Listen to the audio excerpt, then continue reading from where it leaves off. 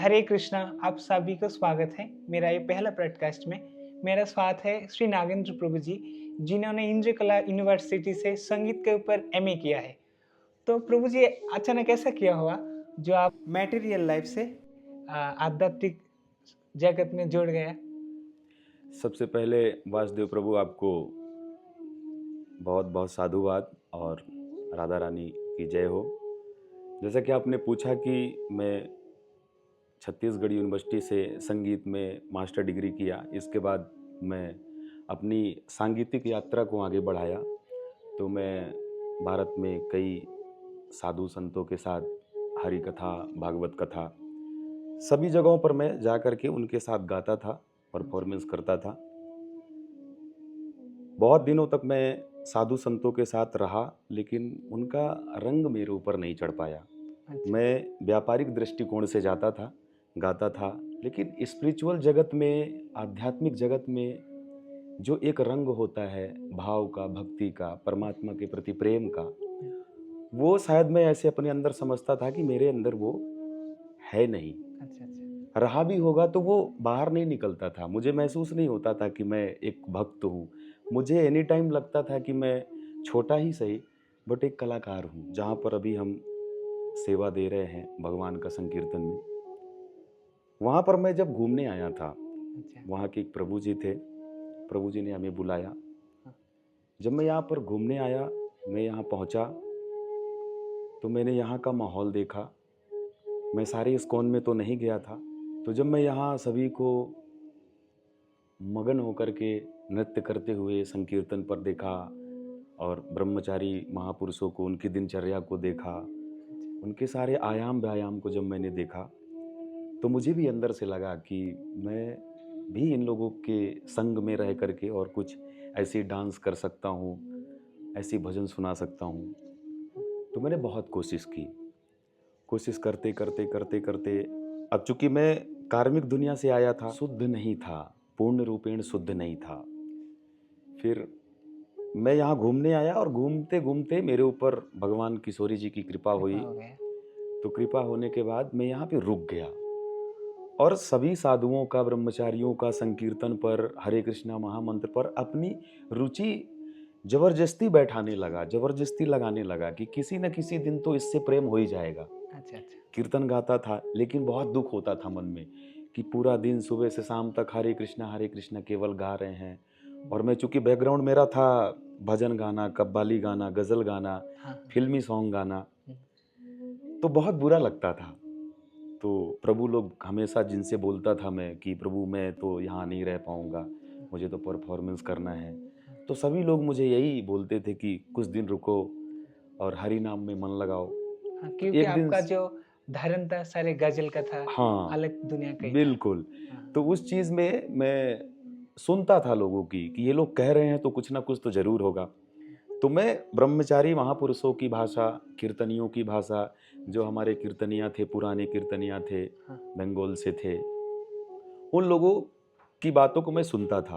और सुनने के बाद मैं धैर्य बांधता था कि मैं यहाँ रुकूंगा, मैं यहाँ रहूंगा, तो शायद है कि भगवान की कृपा मेरे ऊपर हो जाए और मुझे प्रीति स्थापित हो जाए। तो आज आप देख रहे हैं मैं 5 ईयर्स से इस्कॉन बेंगलोर में हरे कृष्णा महामंत्र में सेवा दे रहा हूँ और लगातार उसी की सेवा दे रहा हूँ। आज उसी के बदौलत हम लोग कुर्ग में बैठे हुए हैं, संकीर्तन करने आए हैं। अभी यहाँ पर 2 दिन संकीर्तन करेंगे।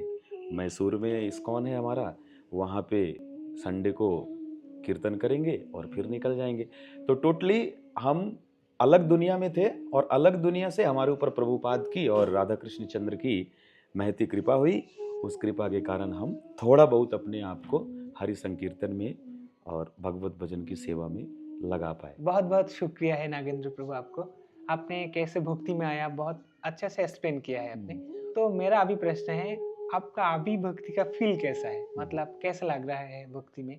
और एक क्वेश्चन है, आगे जाके आपका क्या प्लान है भक्ति के ऊपर?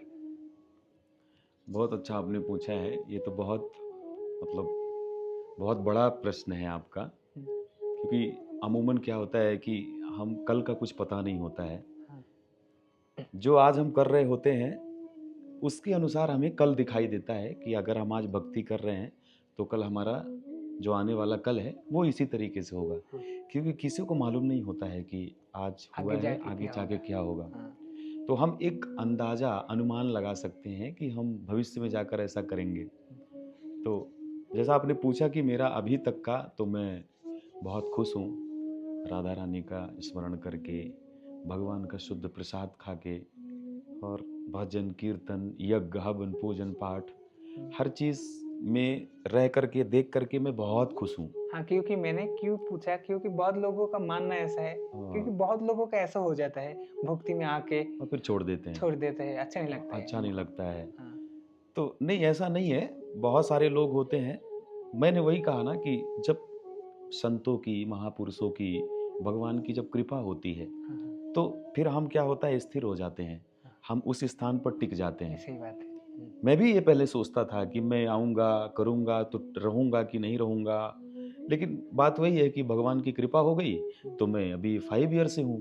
हाँ, पर जो आपने पूछा भविष्य में, हाँ, कि भविष्य में मैं कैसे करूँगा, हाँ, तो भविष्य के लिए मैं बस इतना ही सोचता हूँ कि जैसे आज मेरा चल रहा है कि मैं भगवान का नाम गाता हूँ, और क्योंकि कहा ही गया कि कलयुग में भगवान का नाम ही एकमात्र ऐसा है हाँ, जिसको लेने के बाद जीव का उद्धार होगा। हाँ, वो कितना भी यज्ञ कर ले, पूजन कर ले, पाठ कर ले, यदि वो भगवान का संकीर्तन या भगवान का नाम जाप नहीं करेगा, हाँ, तो उसे कलिकाल से कोई नहीं बचा हाँ, इसलिए सकता। तो शास्त्र में बोल रहा है जैसे कि हाँ, हरे बिल्कुल। नाम ही वो केवलम हाँ, कोलो नास्ते नास्तव्य गति गोतिरन्नता। हाँ, बिल्कुल। तो हाँ, उसी को मैं मतलब सोचता हूँ कि वही एकमात्र आधार है। हाँ, तो जब मुझे आज पता है कि कलयुग चल रहा है, हाँ, और मैं जिस लाइन में हूँ, जिस विधा में हूँ, जिस रास्ते में हूँ, भगवान का नाम ले रहा हूँ, भगवान का शुद्ध प्रसाद खा रहा हूँ, तो अगर मेरे अंदर थोड़ा-सा भी चेतना होगा, तो मैं ये भक्ति पथ, ये भक्ति लाइन को कभी नहीं छोड़ूँगा। जाएंगे।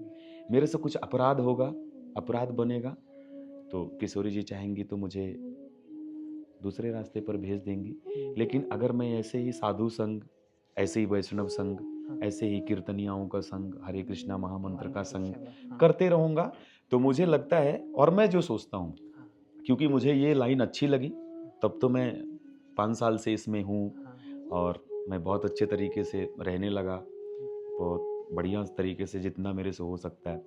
तो मेरा फ्यूचर का भी प्लानिंग यही है। मैं तो यही सोचता हूँ कि जिस तरीके से अभी भगवान का नाम गा रहा हूँ, जो ये मेरा संगीत है, मैं पहले बहुत इधर-उधर जो भी गाया, वो सब ठीक है।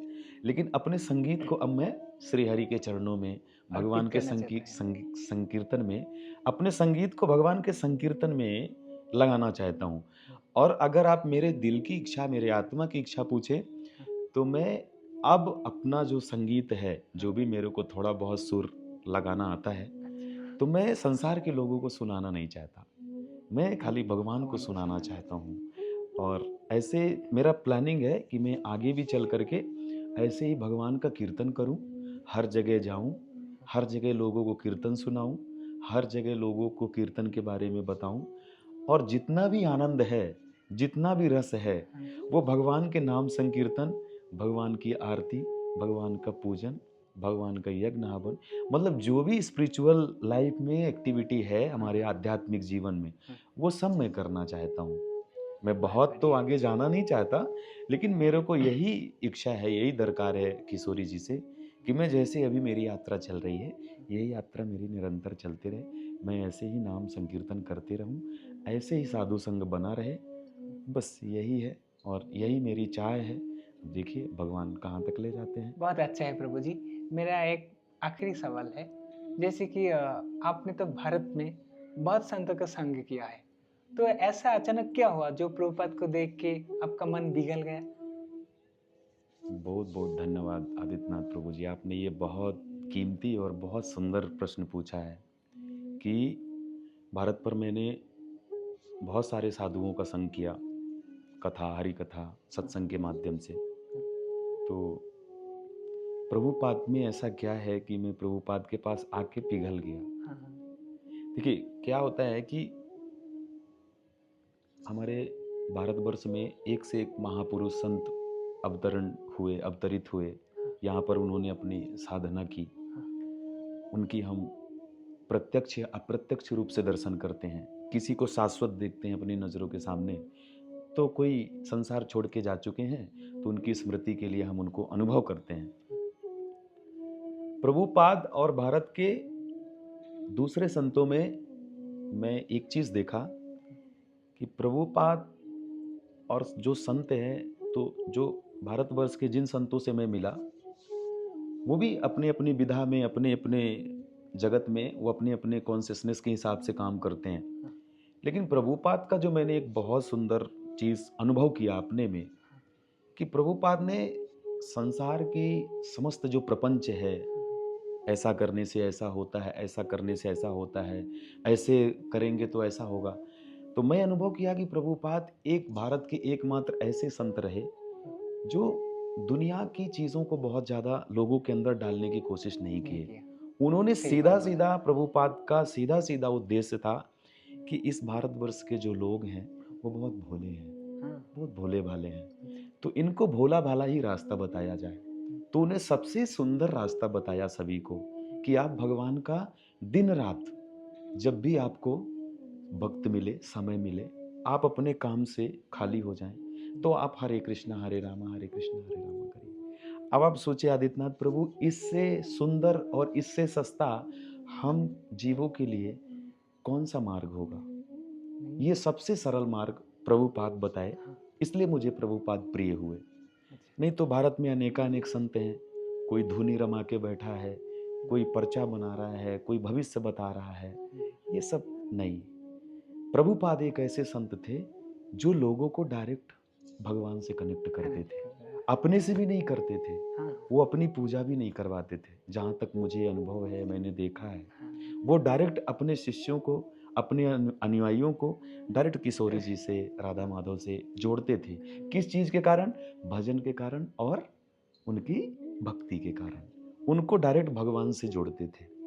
ऐसा भारत में बहुत कम संत करते हैं कि भगवान से डायरेक्ट जोड़ें। वो लोग अपने आप को महान बताते हैं, क्योंकि मेरा अनुभव रहा है, मैं जिन संतों के साथ रहता था तो उनकी मैं देखता था ज़्यादातर भक्ति उनके द्वारा ही होती थी। तो दूसरा चीज़ प्रभुपाद के बारे में मैं इम्पोर्टेंट चीज़ बताना चाहता हूँ, मेरी ज़िंदगी का जो अनुभव हुआ। मैं भारत में अनेकानेक संतों के साथ रहा, तो दुनिया का, विश्व का, भारत का जितने भी संतों का आश्रय में लिया, किसी संत में इतना पावर नहीं था जिनको देख करके मैं ये चीज़ें भूल जाऊं। लेकिन मैं आपको बता रहा हूँ, मैं इस्कॉन में आने के बाद, कीर्तन करने के बाद प्रभुपाद को प्रणाम करता था, रोज प्रणाम करता था। प्रणाम करते करते मुझे प्रभुपाद की कृपा महसूस हुई। उन्होंने मुझे सद्मार्ग पर लगाया। थोड़ा सा कृपा मुझे अनुभव हुआ, चूँकि मेरी भक्ति है, मैं जितनी भक्ति करूँगा उतनी कृपा मिलेगी। तो मैं जितनी भक्ति कर रहा हूँ, थोड़ी बहुत, उसमें प्रभुपाद की कृपा मुझे ये मिली कि प्रभुपाद मुझे कुमार्ग से सतमार्ग में थोड़ा सा ढकेल दिया। अभी मैं उसी मार्ग पर चलने की कोशिश कर रहा हूँ। हरे कृष्ण। मिलते हैं अगले एपिसोड में एक नया सवाल के साथ। हरे कृष्ण।